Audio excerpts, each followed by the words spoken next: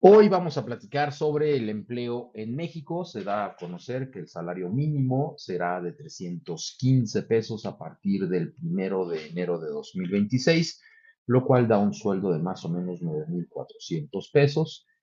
Y en la frontera norte sube también. Hay que recordar que allá ya había subido de manera muy importante desde 2019 y allá estará en los 13,500 pesos.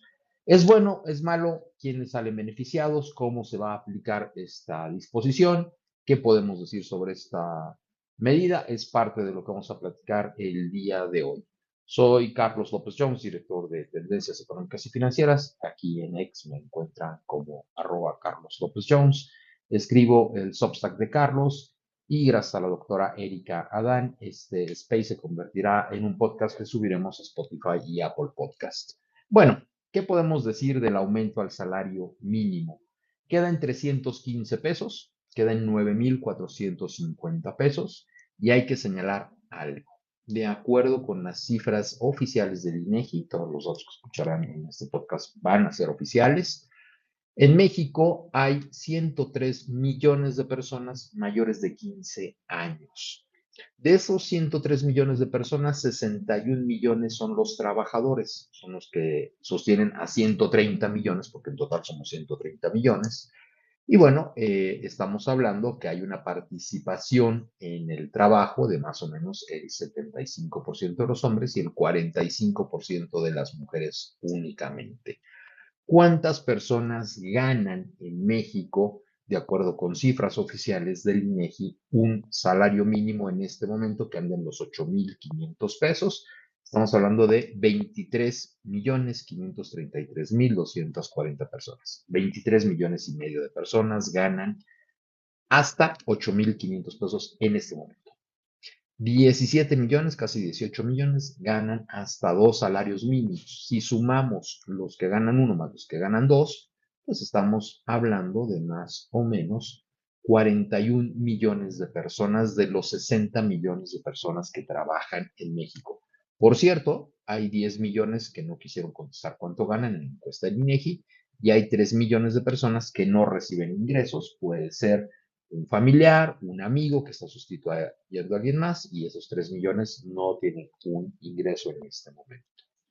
De estos 60 millones de personas, nos dice el INEGI que más o menos el 55%, alrededor de 31 millones, son personas en el sector informal. Ojo, un empleo informal en México, en el 50% de los casos, son personas que trabajan en el sector formal pero no tienen prestaciones de ley, por eso se les conoce como informales. Entonces, de los 30 millones, habría más o menos 15 millones que trabajan en empresas formales, no es que trabajen en el tianguis o autoempleados, son personas que trabajan en empresas formales, una gasolinera, una panadería, un consultorio, una estética, a lo mejor que nos da factura si se la pedimos, pero los trabajadores ahí o en alguna medida no tienen prestaciones de ley, no están inscritos en el IMSS. Sabemos que en el IMSS más o menos son 23 millones de personas las que están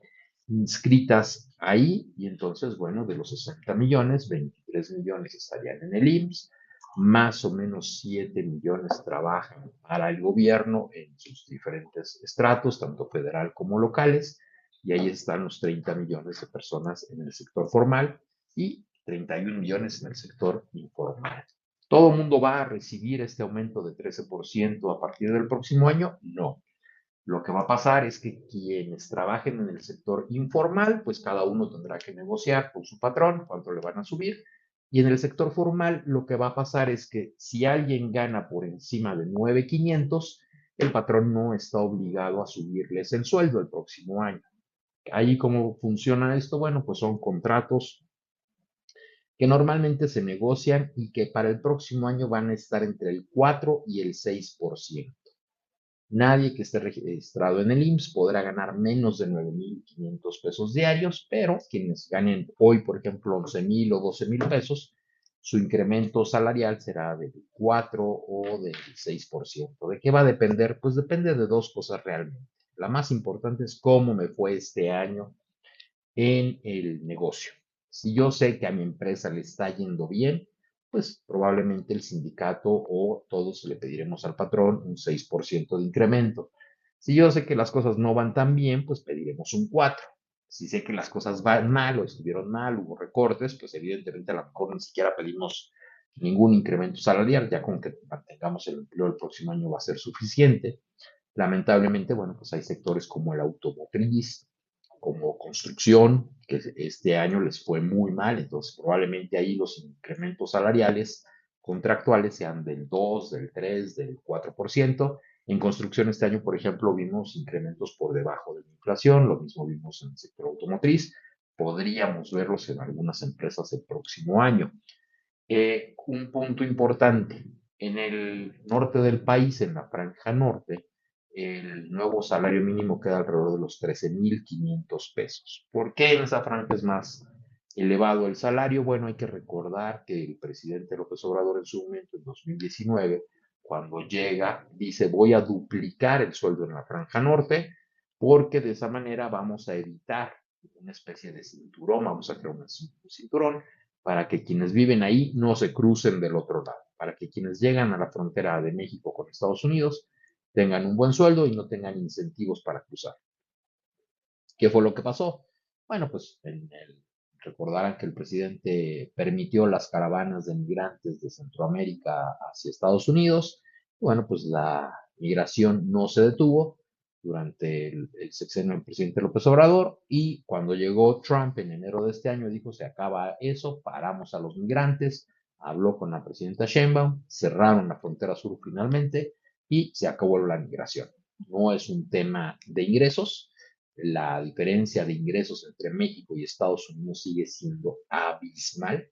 En Estados Unidos más o menos traemos un ingreso promedio en el sector de manufactura de los 30 a 35 dólares, en el sector servicio de los 40 a 35 dólares la hora, y en México, incluyendo pensando en el sueldo promedio del IMSS, que está en los 16,000 pesos, pues estamos hablando de 5 dólares la hora únicamente. Entonces, no se puede comparar los 5 dólares de México con los 35 dólares de Estados Unidos. México sigue siendo un lugar barato en comparación a Estados Unidos. Pero ojo, cuando la maquila habla de irse a otro país que no sea Estados Unidos, no nada más está considerando a México, también empieza a considerar a Vietnam, a Indonesia, a Filipinas, que son lugares que están cerca de China e incluso India.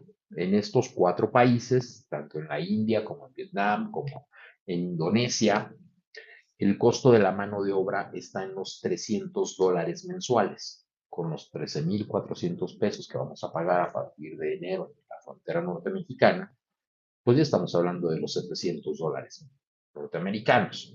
México entre 2018 y 2025 ha duplicado el costo de la mano de obra, en el caso de la frontera norte casi lo ha triplicado, y por eso es que vemos que hay muchas empresas que ya se están yendo de la frontera norte del país, porque México ha dejado de ser competitivo para ciertos sectores.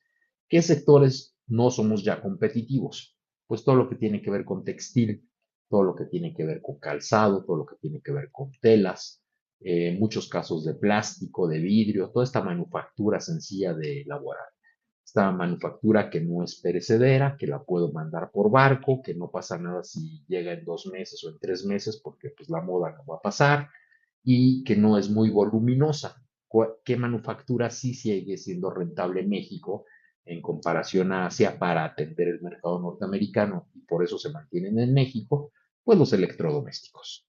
Imagínense traer 500 refrigeradores desde Asia hasta México, pues va a ser todo un buque para traerme esos 500 refrigeradores, cuando de México a Estados Unidos pues son unos camiones y asunto arreglado.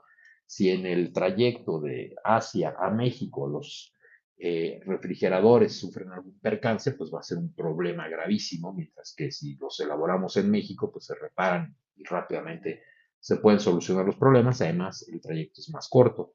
Pasa lo mismo con el sector automotriz. En el sector automotriz seguimos siendo muy rentables, sobre todo para los autos de nivel medio.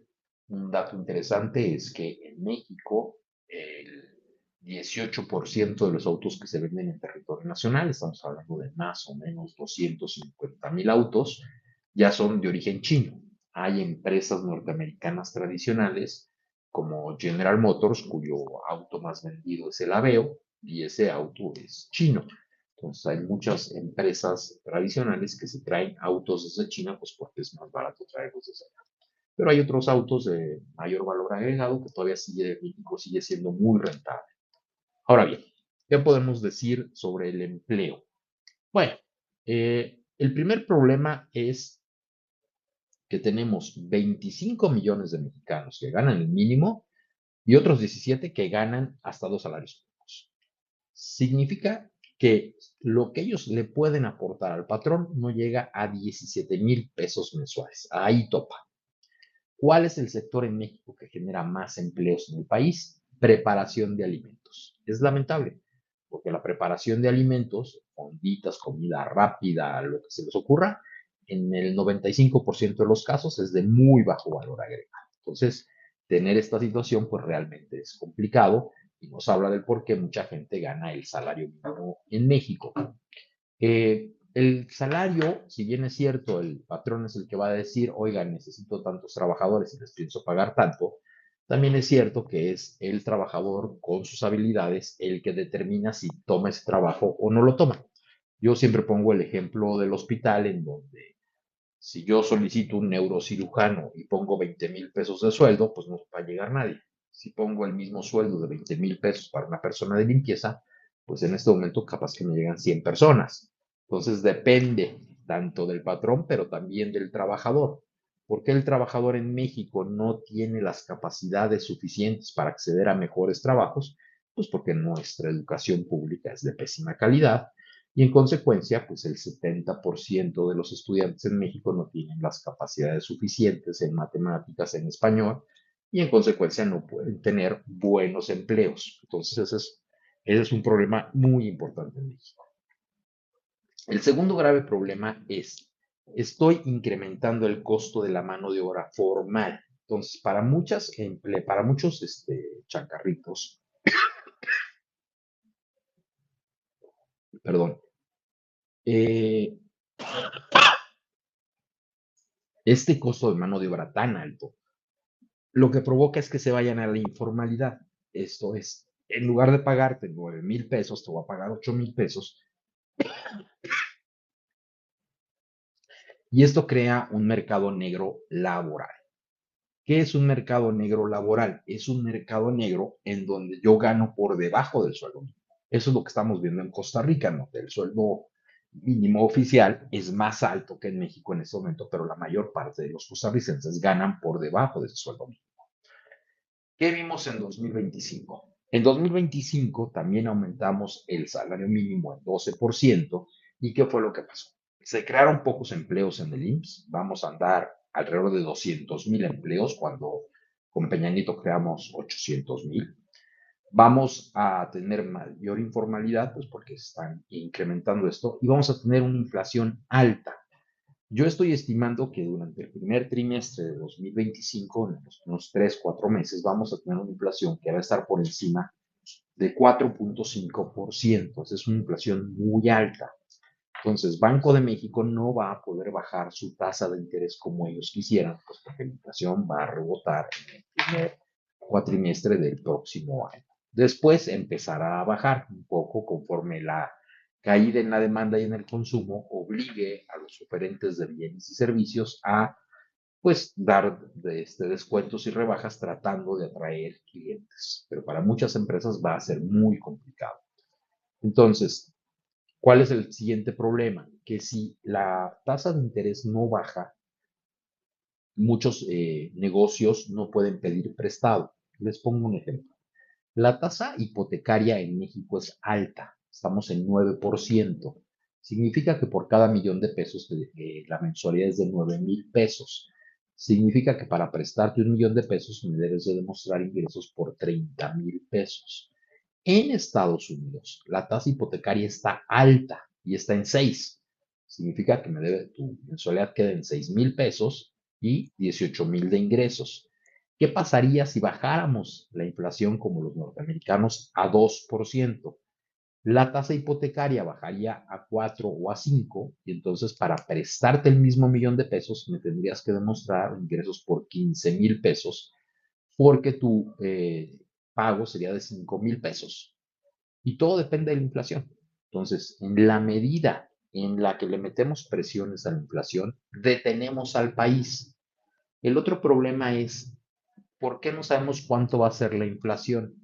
Bueno, básicamente porque dependiendo de la empresa es lo que cuesta la nómina. Hay sectores donde la nómina tiene un peso muy elevado. Son aquellos que son intensivos en mano de obra. ¿Cuáles son? El sector alimentos, preparación de alimentos otra vez por lo mismo. También tenemos el sector construcción y el sector minorista, comercio. Entonces, ¿qué fue lo que vimos en 2025? Subieron el salario mínimo, los minoristas dijeron hay que subir precios, preparación de alimentos dijo hay que subir precios, y todos estos aumentaron sus precios entre 5 y 6%. Por eso la inflación no bajó a 3% como quería Banco de México. Resultado, sí, la gente que gana el mínimo a lo mejor tiene un poco más de dinero en la bolsa. Problema, cuando fue a comprar cosas al supermercado, pues resulta que compra menos o que compra lo mismo que el año pasado. ¿Qué va a pasar en 2026? Pues si aplicamos la misma receta de que subo 12% y ya los minoristas saben que va a haber un incremento en salarios y que ellos van a pagar más por la misma mano de obra, pues evidentemente van a subir los costos, los precios finales de las cosas el próximo año. Es muy mala noticia, pero esto es algo que ya habíamos visto en 1980. En la medida en la que yo subo el salario mínimo por encima de la inflación, las cosas suben de precio. Y muchas veces a mí no me suben el sueldo como se lo suben a la persona que gana el salario mínimo. Al del salario mínimo a lo mejor se lo subieron en 12 y a mí me lo subieron en 3 4%. Cuando voy al súper y veo que el incremento de bienes está en 5 o 6%, pues termino comprando menos o termino comprando lo mismo. No hay un incremento en el consumo. Y cuando eso pasa, pues entonces la economía no crece, porque la economía necesita que la gente cada vez compre más cosas, pues para que la fábrica diga, ah, ya no vendí 1,000, vendí 1,100, pues hay que aumentar 10% la capacidad de la empresa. Pero si el año pasado vendí 1,000 y este año vuelvo a vender los mismos 1,000, pues la empresa no se expande, no aumenta su capacidad de producción, se mantiene igual. Entonces, es lo que vamos a volver a ver en 2026. Vamos a volver a aumentar el salario mínimo 12%, vamos a volver a ver otra vez incrementos en precios y costos finales de las cosas y vamos a volver a ver que el consumo en general no va a aumentar, se va a estancar. Y lamentablemente vamos a ver que la tasa de interés que debería de bajar para promover la inversión, pues se va a mantener alrededor de 6,5. Los CETES van a bajar un poquito, no porque Banco de México debiera de bajar su tasa, al contrario, debería de subirla, sino pues porque, como sabemos, Banco de México ya no es tan autónomo como antes, ya más bien le hace mucho caso a la presidenta y a la secretaria de Hacienda, y Hacienda quiere que la tasa de interés baje, ¿no? Entonces, en 2017, por ejemplo, cuando fue el gasolinazo en enero, Carstens le dijo a Peña, no estoy de acuerdo y lo que vamos a hacer es que vamos a subir la tasa de interés. Subió la tasa de interés, pues precisamente para evitar mayor inflación. Resultado ahora, no, ahora vamos a ver exactamente lo contrario. Va a haber aumento de impuestos en el IEPS, aumento del salario mínimo, y aunque Jonathan Heath, subgobernador de Banco de México, dice que ya no hay que bajar la tasa, pues muy probablemente vamos a ver que Banco de México seguirá bajando su tasa, perdiendo credibilidad y perdiendo autonomía. Finalmente, ya para terminar, hay que señalar que en la medida en la que sube el salario, se reducen los costos de automatizar las cosas. Si un supermercado dice, a ver, un cajero automático me cuesta 12 meses de salario, si sube 13% el salario, pues evidentemente ya bajó a 10 meses ese mismo cajero automático, aun cuando se mantenga el mismo precio. Como el costo que voy a sustituir es mayor, pues es cada vez más rentable automatizar todos los procesos en todos los lugares. Resultado, pues contrato menos gente. Si me es más barato contratar robots y contratar software o pagarle a alguien para que me desarrolle el software y con eso eliminar cajeros, pues lo voy a seguir haciendo, ¿no? Entonces, no es una buena noticia, ya lo hemos vivido, ¿no? Los mexicanos, ya nos tocó en 1980 que los sueldos subían 100% y las cosas subían 80% y la tasa de interés estaba por las nubes y finalmente perdimos una década de crecimiento. Y ahora, pues con López Obrador tuvimos la inflación más alta de este siglo. La inflación con López Obrador fue del 35% acumulada y con Peña Nieto fue del 25%. La creación de empleos en el IMSS con Peña Nieto fue de 4.8 millones y con López Obrador fue de 2.6 millones con datos del IMSS. Entonces, subir de manera indiscriminada los sueldos no es una buena noticia. Ya vimos lo que pasó en 2025 y bueno, pues algo así deberemos esperar que pase hacia 2026. Por el momento, si ustedes tienen un empleo, traten de cuidarlo, por favor, traten de obtener nuevas habilidades, de capacitarse de manera constante para que tengan opciones para poder encontrar un empleo. ¿Cuánto les van a subir su sueldo el próximo año? Pues dependerá del sector. Si es un buen sector, probablemente 6%. Si es un sector que ha tenido problemas, probablemente pues 3 o 4% y a lo mejor puede haber recortes. Soy Carlos López Jones, director de Tendencias Económicas y Financieras. Escribo el podcast de Carlos López Jones y gracias a la doctora Erika Dan, este space se convertirá en un podcast que publicaremos en Apple Podcast y en Spotify. Muchas gracias.